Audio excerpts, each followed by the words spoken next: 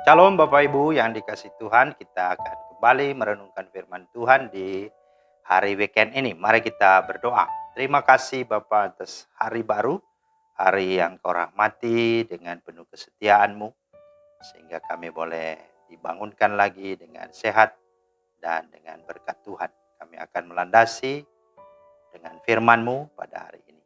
Sekali lagi ya Roh Kudus, mohon hikmat dan pengertian dari-Mu. Demi nama Yesus kami berdoa. Amin. Bapak Ibu, firman Tuhan kita terambil di dalam Bilangan 12 ayat 2. Kata mereka, sungguhkah Tuhan berfirman dengan perantaran Musa saja? Bukankah dengan perantaran kita juga Ia berfirman? Dan kedengaranlah hal itu kepada Tuhan. Itulah firman Tuhan yang menjadi dasar renungan kita pada hari ini. Nah, tema kita adalah mengapa harus Dia? Saya juga kan bisa. Mengapa harus Dia? Saya juga kan bisa. Nah, kisah ini berawal ketika Miriam dan Harun merasa kecewa kepada saudara kandungnya itu Musa yang telah menikahi perempuan Kusi. Rasa kecewa itu semakin menjadi-jadi ketika mereka melihat bahwa Tuhan telah memilih dan mengurapi Musa untuk menjadi pemimpin atas Israel.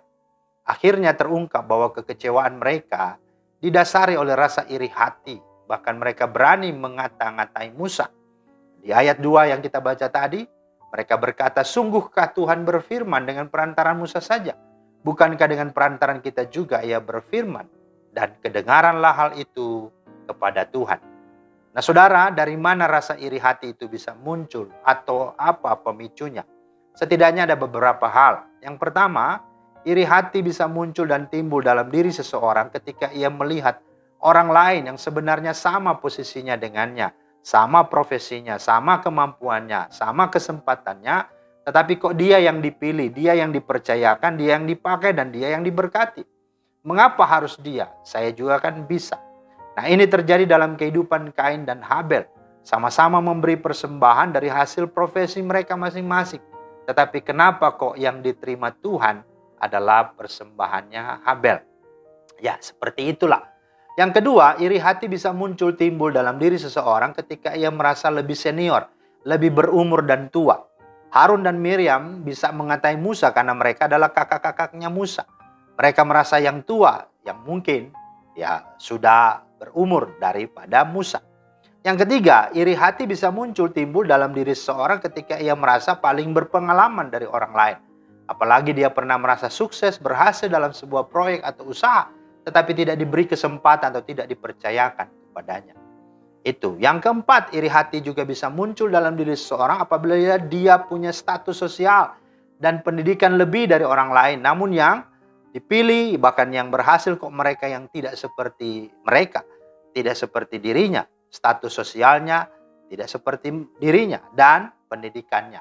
Jadi seperti itu. Rasa iri hati itu bisa muncul. Yang berikut, iri hati juga bisa muncul dan timbul dalam diri seseorang apabila dia punya ekspektasi lebih terhadap masa depan yang akan dia bangun dan capai ke depannya. Namun terhalang oleh karena seseorang. Seperti Raja Saul membenci dan iri hati terhadap Daud karena rupanya Saul punya ekspektasi terhadap Yonatan anaknya agar kelak Yonatanlah yang akan menggantikan dia menjadi Raja Israel. Namun karena ada Daud yang juga pada waktu itu dielu-elukan oleh umat Israel, maka bencilah dan iri hatilah Saul, sehingga dengan segala daya dan upaya Saul mau membunuh Daud, sehingga ya dia berharap Yonatan yang bisa naik dalam posisi sebagai raja. Inilah yang dikatakan iri hati karena ambisi. Nah, yang keenam, iri hati bisa muncul dalam diri seseorang apabila dia merasa pernah berjasa menolong dan membantunya. Dan kita tahu Harun dan Miriam tentu merasa merekalah yang pernah berjasa menyelamatkan Musa dari pembunuhan Firaun, Raja Mesir. Pada waktu itu Musa masih bayi. Sehingga kalau mereka melihat Musa lah yang dipakai Tuhan, maka iri hatilah mereka. Dan yang ketujuh, iri hati bisa muncul dan timbul dalam diri seseorang apabila ketika orang yang sebenarnya tidak layak, sudah berdosa atau melanggar. Tapi kenapa Tuhan masih memakainya dan memberkatinya? Seperti yang mereka melihat pada diri Musa yang telah mengambil seorang istri yang bukan dari suku Israel. Bagi mereka Musa sudah berdosa kepada Tuhan, tetapi Tuhan kok malah membiarkannya. Nah, saudara-saudara memperhatikan dan menilai pemberontakan dan iri hati Harun dan Miriam. Tuhan pun datang memanggil mereka bertiga, Musa, Miriam, dan Harun. lalu berkata di dalam ayat yang ke-6 sampai 7, jika di antara kamu ada seorang nabi, maka aku Tuhan menyatakan diriku kepadanya dalam penglihatan. Aku berbicara dengan dia dalam mimpi. Bukan demikian hambaku Musa, seorang yang setia dalam segenap rumahku. Jadi Musa berbeda dengan nabi-nabi yang lain. Bahkan Musa dikatakan seorang yang bisa bertemu dengan Tuhan, berhadapan, walaupun Musa tidak bisa melihat wajah Tuhan, tapi hubungan itu begitu spesial. Nah saudara-saudara, sebenarnya kalau kita juga melihat pada akhirnya, ya, dengan peristiwa yang ada ini, karena telah mengata-ngatai orang yang telah diurapi Tuhan, maka Miriam harus menuai akibat, yaitu mengalami kusta. Di ayat yang ke-9 dan 10. Sebab itu bangkitlah murka Tuhan terhadap mereka, lalu pergilah ia. Dan ketika awan telah naik dari atas kemah, maka tampaklah Miriam kena kusta putih seperti salju. Ketika Harun berpaling kepada Miriam, maka dilihatnya bahwa dia kena kusta. Sebenarnya Harun juga turut menyinggung Musa. Namun ia segera sadar lalu merendahkan diri dan memohon pengampunan kepada Tuhan, sehingga ia luput dari penyakit kusta. Nah, apa yang menimpa Miriam menjadi peringatan keras bagi kita. Jangan sekali-kali iri hati kepada orang lain, terlebih kepada orang-orang yang telah dipilih dan diurapi Tuhan. Setiap orang dipakai Tuhan ada dalam kedaulatan, ada dalam kontrolnya. Iri hati hanya akan berdampak buruk dan mendatangkan hukuman. Iri hati membusukkan tulang, Amsal 14 ayat 30. Karena itu belajarlah dari Musa, sekalipun mereka telah berlaku tidak baik kepadanya.